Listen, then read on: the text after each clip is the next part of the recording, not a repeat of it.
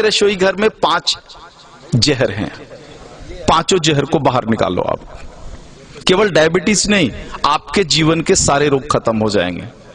रसोई घर को जो बिगाड़ा है इन लोगों ने, 5 जहर रसोई घर में प्रवेश करा करके बिगाड़ा है।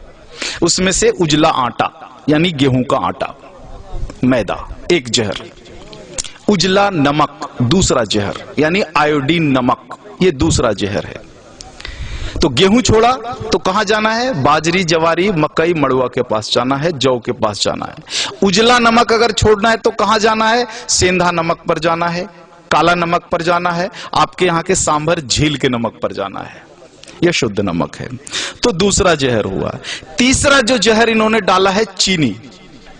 चीनी का पिंड छोड़ो, चीनी बंद कर दो। चीनी की जगह जितनी इच्छा है उतना गुड़ खाओ, भूरा खाओ, खांड खाओ।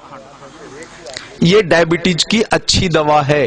गुड़ डायबिटीज की अच्छी दवाओं में से एक है। हमारे यहां जितने डायबिटीज के मरीजों की चिकित्सा होती है ना, सबको लिख के देता हूं प्रिस्क्रिप्शन पैड पर, प्रतिदिन गुड़ खाओ। हाँ, रसगुल्ला खाने का मन है जरूर खाओ, गुड़ वाला खाओ। जिलेबी खाने का मन है जरूर खाओ, गुड़ वाली जिलेबी खाओ। बालूशाही खाने का मन है, गुड़ वाली खा लो। जितना मीठा खाने का मन है खाओ, गुड़ वाली खा लो। तो तीसरा जो जहर है वो आपका चीनी है। हाँ। और जो चौथा जहर है वो है रिफाइन। हाँ, इस रिफाइन को बाहर निकालो। ये तेल नहीं है। आर्थराइटिक्स भी सबसे ज्यादा राजस्थान के लोगों को है। आर्थराइटिक्स, घुटने का दर्द, कमर का दर्द, माताओं को तो है ही, 100% राजस्थानी माताओं को है ये। कारण आपने इस शरीर को तेल और घी तो दिया नहीं, तेल के नाम पर रिफाइन दिया और घी के नाम पर बटर ऑयल दिया। कहते हो घी खाते हैं, लेकिन वास्तव में वो बटर ऑयल है, घी नहीं है। आप कहते हो तेल खाते हैं, तेल नहीं खाते, रिफाइन खाते हो आप। रिफाइन अलग है और तेल अलग है, दोनों एक नहीं हो सकता। तो इस रिफाइन को बाहर निकालो और तेल को लेकर के आ जाओ।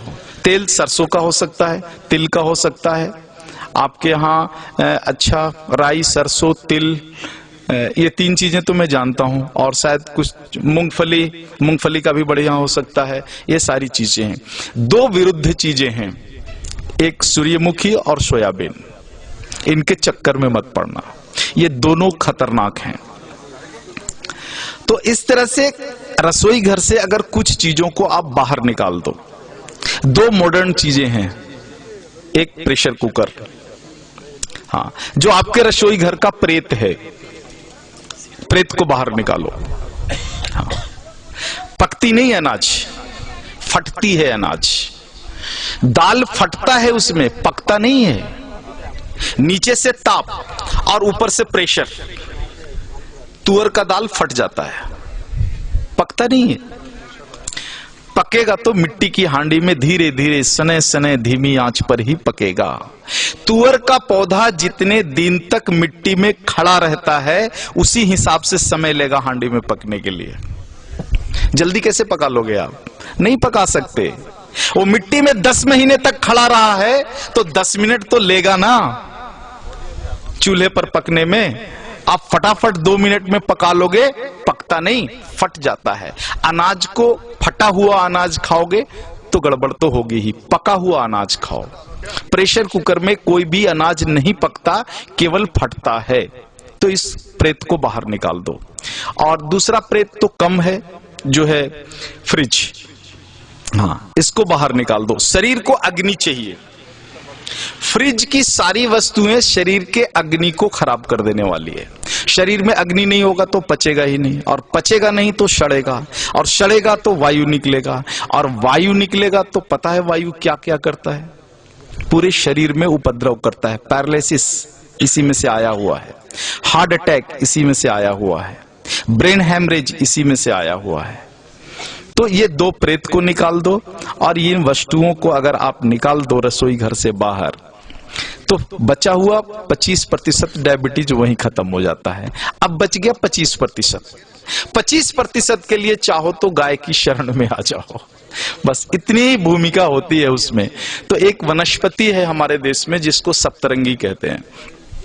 सूक्ष्म मात्रा में गोमूत्र में सप्तरंगी मिला करके अगर 3 साल तक आपने ले लिया, जड़ मूल से डायबिटीज खत्म हो जाता है। हम इतना ही करते हैं मरीजों के साथ, उसका पथ्य सुधारते हैं और सूक्ष्म मात्रा में जो है सप्तरंगी मिला हुआ गोमूत्र अर्क और उसकी घनवटी बना करके दे देते हैं। अगर उसने ईमानदारी से 2.5